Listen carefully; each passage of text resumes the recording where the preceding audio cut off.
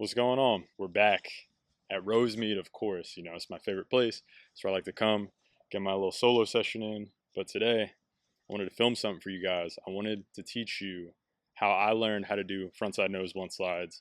It's a trick that's been a staple in my skateboarding. I love doing tricks into it, tricks out of it, filming it for video parts, doing it in contests.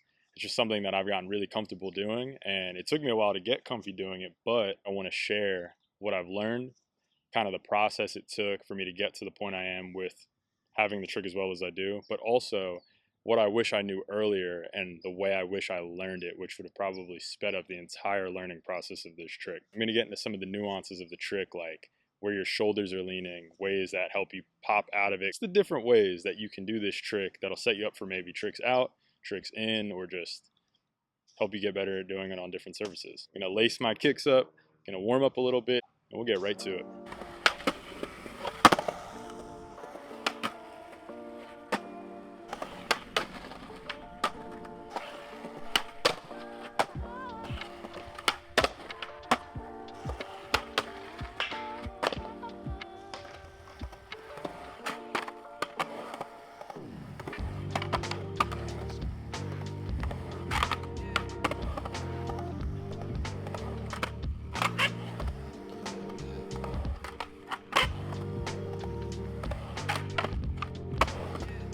First thing you're going to want to do is find a ledge that's small enough that you're comfy with. So something like that. Second thing you want to do is get a lot of wax, because this trick is nearly impossible with no wax. I know that seems kind of scary because, you know, it's a trick you're already kind of unstable with, but I'm telling you, wax is going to be your friend. You want to wax probably right about here, like right in there is going to be exactly where your wheels are going to be. Your nose will be on this like a tiny bit, but you mainly want to just worry about waxing like right there. You got your ledge waxed up. You got it exactly how you want it to be. Now, you can do this one of two ways. I learned this going over the front of the ledge. A lot of people say that's not a real nose blunt. Honestly, in my mind, if you learn how to lock into a nose blunt, whether it's from the side or the front, the rest is going to follow. You can do it from the side. That might be a little scarier, and if you're not used to popping over something and kind of landing in nose blunt, I think it's just going to be more of a mental battle. So just for the sake of learning this quickly and learning how to get confident doing it, I'd say pop over the front just to get the motion of that. And a really important part of this trick is bailing. I feel like that's not talked a lot about in your traditional trick tip video. A lot of people don't teach you how to step out of something or bail safely. And I think that's what prevents a lot of people from actually trying tricks, because it's scary not knowing what's going to happen. I'm going to go over some of the ways that I've learned how to bail this trick so that it gives you a little more confidence to either try it for the first time or try it down something new that's been, you know, a little scary for you. So the way you bail this trick is you ollie into nose blunt. You step over top of the nose and just get yourself positioned on top of the ledge. Having that bail and that skill of just walking out of it, I promise you it's gonna work down stuff. It's gonna work on long ledges. It's gonna work everywhere. It's gonna help you out. It can get a little dicey if the ledge is a little too waxed, but it's better than just slipping out completely to the side and just hip checking the fuck out of the ledge. So I'm gonna demonstrate that so you can see exactly what I'm saying, just to get a nice little like starter point of what to do when you're trying to learn this trick.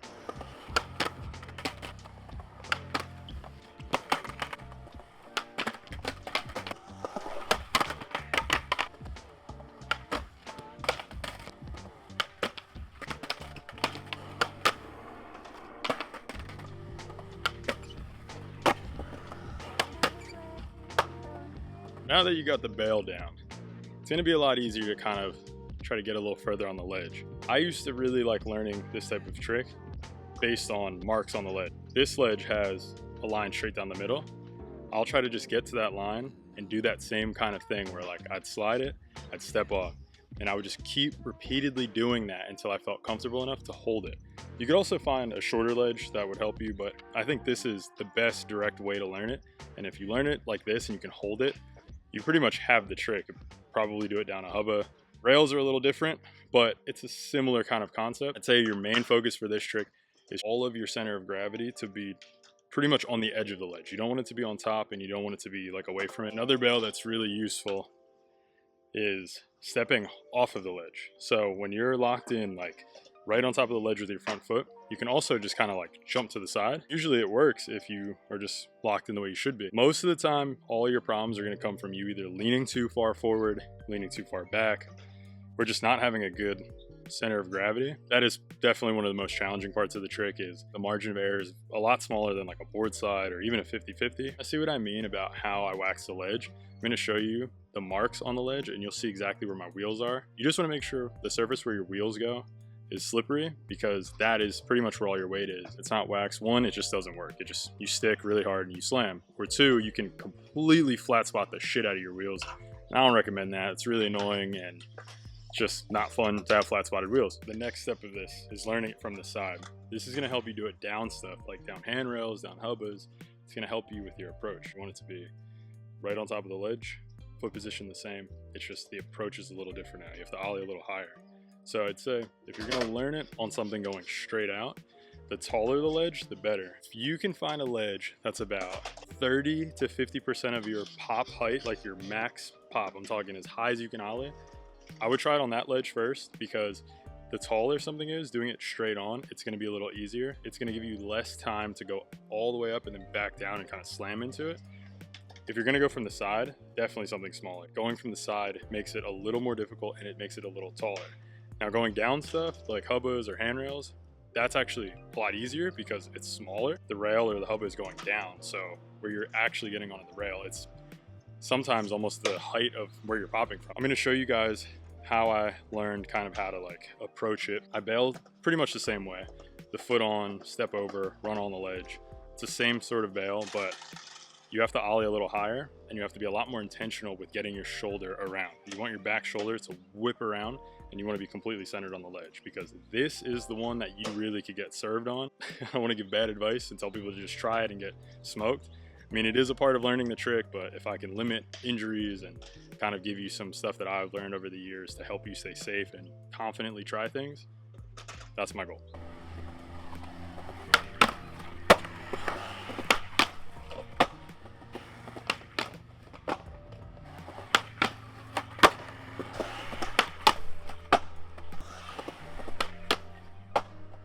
Going from the side is going to be a little harder to hold for distance. It's possible, obviously, but it just takes a little bit more intention of actually getting on top of the ledge and going straight. I like to tell everyone who's ever asked me about this trick, and to even remind myself, that when you skate a flat ledge and you want to go for distance, you never ever want to just ollie like onto the ledge. You want to go down the ledge. You want to pretend like the first part of the ledge isn't even there. You want to gap out, because if you think about momentum, if you're ollieing diagonally at something, your momentum is going to carry to the top of the ledge or the rail or whatever. You want to just aim straight down. So if you have to go a little faster, that helps too. But just remember, you want to like gap down something, almost as if it's a stair set. You want to gap for distance and go straight at something, because you want your momentum to help you and carry you down whatever you're doing. Because otherwise, you're just going to be ollieing into the ledge and you're going to get yourself in weird situations, or it's just not going to work. I think doing nose blunts on rails are way easier than this. I would have told you to learn it on a rail first, but I don't think that that really helps you like master nose blunts. I think learning it on a ledge is going to be the way harder option. So I recommend learning it there first. Doing it on a rail will honestly, in my opinion, come easier, just because there's less that you have to actually lock into. It's more of just a nose slide. So I'll do a couple on the rail just to kind of demonstrate a little bit of the approach. I would say focus on learning it on a ledge first, because that's going to make you figure out this trick in a whole deeper way than just doing it on a rail.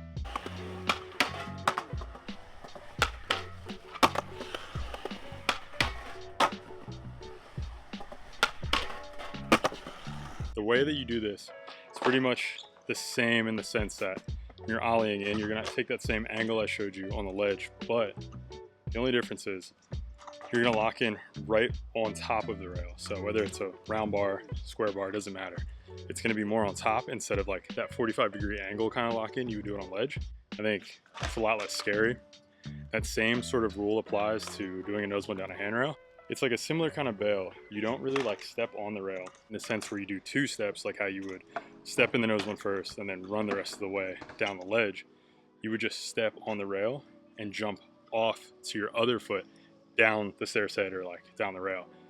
It's the same sort of 1-2 kind of step, but it's just not running on top of the ledge. You're just going to be like stepping on the rail, jumping down. It's really the only difference. It's just the lock-in. Everything else is the same. The bails are the same. The approach is the same. The lock-in, a little different, but similar feeling. Now I'm going to show you one on the bump to ledge because I feel like that's probably where a lot of you are going to start. It's a little easier to get up on top of the ledge and, you know, maybe a little less scary because the bump helps you with your pop. It's really the same thing. I don't need to explain anymore because I kind of explained how I would pretty much do every single nose blunt on the ledge from the side.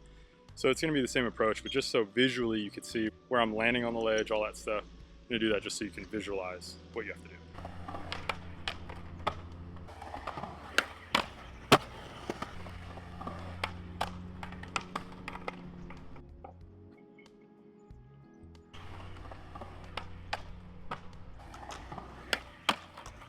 This is where a lot of the aim down the obstacle thing is going to come into play.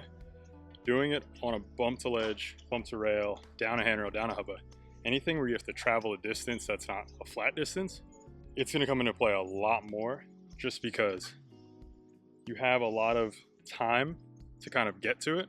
The bump is going to help you with your pop. The angle of the hubba or the handrail is also going to help you with your pop because you're not getting on something as tall as just a flat ledge. So you really have to be really paying attention to, like, if you're popping from here, most times you think you want to land like here, but really you want to come here and you want to pop and land there. It really doesn't make much of a difference whether you're like shooting pretty far down the handrail or hubba, or if you're right in the middle. You just want to kind of skip that first little part of the hubba. Unless you're going extremely slow, it's going to be so hard to make yourself go down something with momentum that's carrying you over top of the hubba or the handrail or even the bump to ledge. I'm also going to pick this hubba where I have to land straight, otherwise I'll hit the grass. So you can kind of see the shift of my weight from going from the side of the hubba, getting on top, and then going straight down it with the same method I told you about gapping into a hubba rather than just ollieing on top.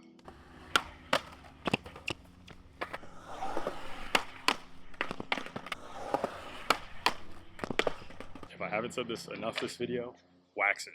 You definitely want to wax this going down something. I will wax something before I skate it because I would much rather slip out than stick.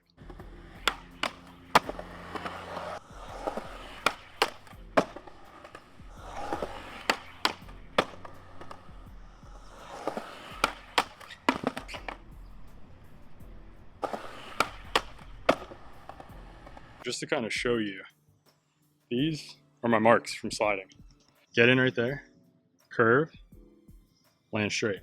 It's all about getting your body up and over the ledge and then positioning it right on top, and you're chilling. You can really see how I was bailing on the hubba. It's like the same thing as the ledge, except you don't step on it with your front foot and then kind of run the rest of the way on top of the ledge. It's more like you step on it and you either just like kick it out or you step and jump to the bottom. It's the same for the handrail. I'm gonna skate both of these rails. One is a little different. The top one is a little lower and like pretty mellow. It almost skates like a flat bar. That one's gonna require a lot more of like an high ollie, lock in and hold. The second one on the stairs is a lot more like a traditional handrail. Pretty quick, short, sweet, just gap to the middle or more, tap the rail, go about your day.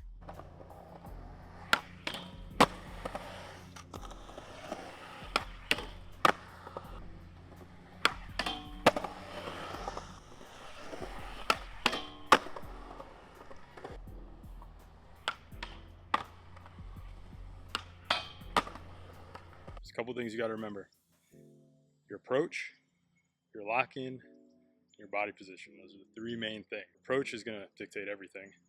Your lock-in is going to keep it going. And your body position is going to determine whether you're going to just bail, pop out, take it to the end of the ledge, whatever. Solid ollie, solid lock-in, solid land. That's my philosophy for every trick. Solid ollie or pop, solid lock-in or flick, solid land.